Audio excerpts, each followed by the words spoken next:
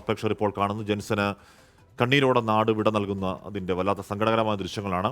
അമ്പലവയലിലെ ഗ്ലോറിസ് ഓഡിറ്റോറിയത്തിൽ മൃതദേഹം പൊതുദർശനത്തിൽ വെച്ചിരിക്കുന്നു. ആ നാടൊന്നടങ്കം അല്ലെങ്കിൽ തന്നെ ദുരന്തത്തിൽ പെട്ട് പതറി ചിതറി നടക്കുന്ന നാട്. വല്ലാത്ത വേദനയാണ് നമ്മൾ നേരത്തെ കണ്ടത്. ഉരുൾപൊട്ടൽ, അതിൻ്റെ തുടർച്ചയിലാണ് ഈ അപകടം ഉണ്ടാകുന്നത്. ആ ഉരുൾപൊട്ടലിൽ അതിനുശേഷം അതിജീവനത്തിൻ്റെ അപൂർവം ചില കാഴ്ചകൾ ഒന്നായിരുന്നു ജെൻസണും ശ്രുതിയും. ശ്രുതിയുടെ വേണ്ടപ്പെട്ടവരൊക്കെ പോയപ്പോഴും ജെൻസൺ കരുത്തായി നിൽക്കും എന്നതൊക്കെ നമ്മുടെ വാർത്തയിലൊക്കെ വന്നതാണ്. നമ്മുടെ പ്രേക്ഷകരുടെ ജില്ലാ സമ്മേളനത്തിലാവട്ടെ, അവിടെ എൻ്റെ കുടുംബം വയനാടിനൊപ്പം പരിപാടിയിലാവട്ടെ, ജെൻസണും ശ്രുതിയുമൊക്കെ അങ്ങോട്ടേക്ക് എത്തിയവരായിരുന്നു. നമ്മൾക്ക് പോയി സംസാരിച്ചതൊക്കെയാണ്. അതിനുശേഷമാണ് ദാരുണമായ വാഹനാപകടം ഉണ്ടായത്. വാഹനാപകടത്തിൽ പരിക്കേറ്റ് ആശുപത്രിയിൽ ഇപ്പോഴും ശ്രുതി കഴിയുകയാണ്. ശ്രുതിയെ നേരത്തെ മൃതദേഹം കാണിക്കാൻ വേണ്ടി അങ്ങോട്ടേക്ക് കൊണ്ടുപോയിരുന്നു.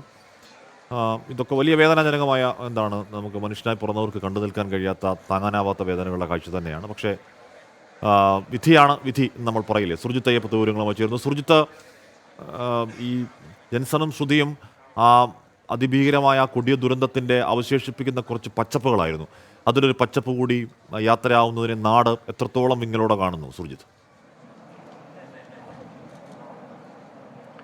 തീർച്ചയായും ഒരു സ്നേഹത്തിൻ്റെ തുരുത്ത് തന്നെയായിരുന്നു. അതായത് ദുരന്ത കാഴ്ചയിൽ ഏറ്റവും ഉദാത്തമായ മനുഷ്യസ്നേഹത്തിൻ്റെ തുരുത്തായിരുന്നു ജെൻസൺ എന്ന് പറയുന്ന യുവാവ്. ആ യുവാവാണ് ഇങ്ങനെ വാഹനാപകടത്തിൽ ഇപ്പോൾ മരിച്ച് പോയ ഒരു സ്ഥിതി ഉണ്ടായിരിക്കുന്നത്. ഇപ്പോൾ ഈ ഓഡിറ്റോറിയത്തിൽ, ഗ്ലോറീസ് ഓഡിറ്റോറിയം എന്നാണ് പേര്, ആണ്ടൂരിലാണ് ജെൻസൻ്റെ വീട്. ആ വീടിൻ്റെ തൊട്ടടുത്ത് തന്നെയാണ് ഈ ഓഡിറ്റോറിയം. ആ ഓഡിറ്റോറിയത്തിൽ അന്ത്യയാത്ര അർപ്പിക്കുന്നു നാടൊന്നടങ്കം. അത്രമേൽ വൈകാരികമായ ഒരു സ്ഥിതി നമുക്കിവിടെ കാണാൻ കഴിയുന്നുണ്ട്. വിതുമ്പലടക്കാനാവാതെ മനുഷ്യർ ഇവിടെ ഒരു നോക്ക് കണ്ട് മടങ്ങുന്ന ആ ഒരു കാഴ്ചയാണിപ്പോൾ നമ്മൾ കണ്ടുകൊണ്ടിരിക്കുന്നത്. ഒരു ഭാഗത്ത് അദ്ദേഹത്തിൻ്റെ സഹോദരനുണ്ട്. അദ്ദേഹത്തിൻ്റെ സഹോദരൻ ജെയ്സൺ നമുക്ക് കാണാൻ കഴിയുന്നു ദൃശ്യത്തിൽ.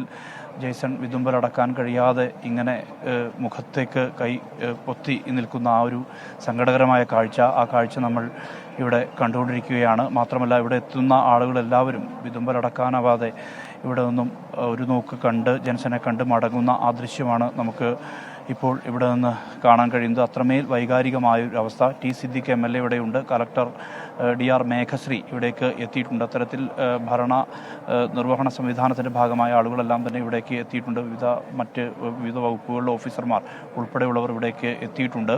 ഇതിനുശേഷം ഈ ആണ്ടൂരിലെ വീട്ടിലേക്ക് മൃതദേഹം കൊണ്ടുപോകും. ജില്ലാ പഞ്ചായത്ത് പ്രസിഡന്റ് സംഷാദ് മരക്കാർ ഇവിടേക്ക് എത്തിയിട്ടുണ്ട്.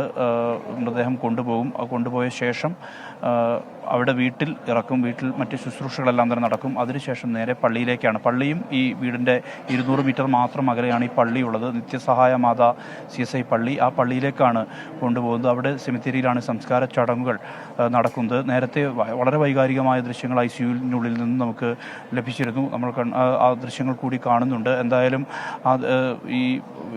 ഇവിടെ നിന്നും, അതായത് പോസ്റ്റ്മോർട്ടത്തിന് ശേഷം മൃതദേഹം ആദ്യം ഈ ആണ്ടൂരിലെ ഈ ഓഡിറ്റോറിയത്തിലേക്ക് കൊണ്ടുവരും എന്നുള്ളതാണ് പറഞ്ഞിരുന്നത്. പക്ഷേ ഈ ശ്രുതിയുടെ നിർബന്ധം മൂലം, അവസാനമായി ഒരു നോക്ക് വീണ്ടും കാണണം എന്നുള്ള നിർബന്ധം മൂലം നേരെ കൽപ്പറ്റ ലിയോ ആശുപത്രിയിലേക്ക് കൊണ്ടുപോയി. അവിടെ ICUവിനകത്ത് നിന്നുള്ള ആ ദൃശ്യമാണിപ്പോൾ നമ്മൾ കണ്ടുകൊണ്ടിരിക്കുന്നത്.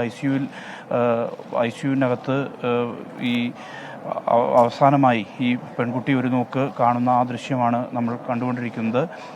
എന്തായാലും ഈ ഒരു മഹാദുരന്തം, ആ മഹാദുരന്തത്തിലെ നേരത്തെ പറഞ്ഞ പോലെ മഹാദുരന്തത്തിലെ പച്ചപ്പ് നിറഞ്ഞൊരു കാഴ്ചയായിരുന്നു ഈ ജെൻസൺ എന്ന് പറയുന്ന ആൾ.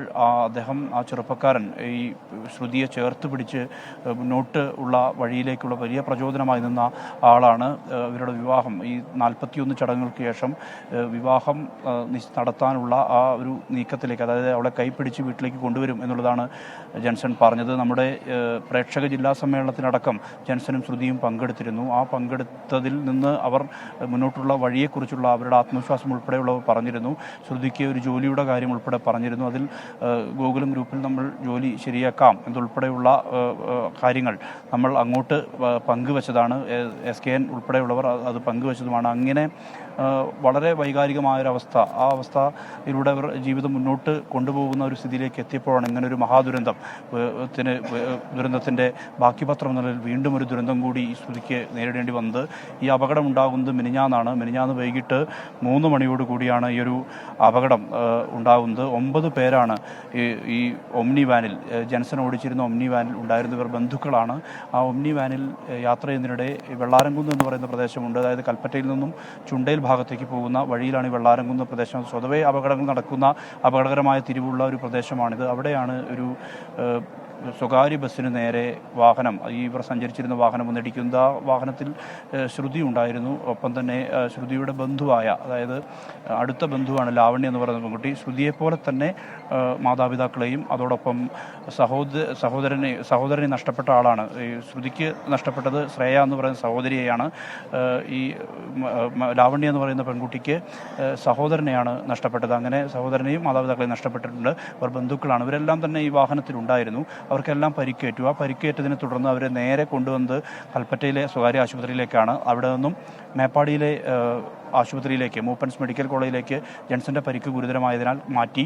പക്ഷേ അദ്ദേഹം മരുന്നുകളോട് പ്രതികരിക്കാത്ത വിധത്തിലേക്ക് ശരീരം മാറിയിരുന്നു. പ്രത്യേകിച്ച് തലച്ചോറിന് വലിയ രീതിയിൽ ക്ഷതം സംഭവിച്ചിരുന്നു. തലച്ചോറിൻ്റെ ഒരു ഭാഗം 1.5 സെൻറ്റിമീറ്ററോളം മാറിയ നിലയാണ് ഉണ്ടായിരുന്നത്. മാത്രമല്ല ഈ ആന്തരിക രക്തസ്രാവം വലിയ അളവിലുണ്ടായിരുന്നു. ജീവൻ രക്ഷിക്കാനുള്ള അവസാന ശ്രമവും പ്രായോഗികമല്ലാതെ വന്നു എന്നുള്ളതാണ്. അതേ തുടർന്ന് ഇന്നലെ രാത്രി 8:57 മരണം സ്ഥിരീകരിക്കുന്നത്. 8:57 ഈ ദുഃഖകരമായ വാർത്ത പുറം ലോകം അറിഞ്ഞു.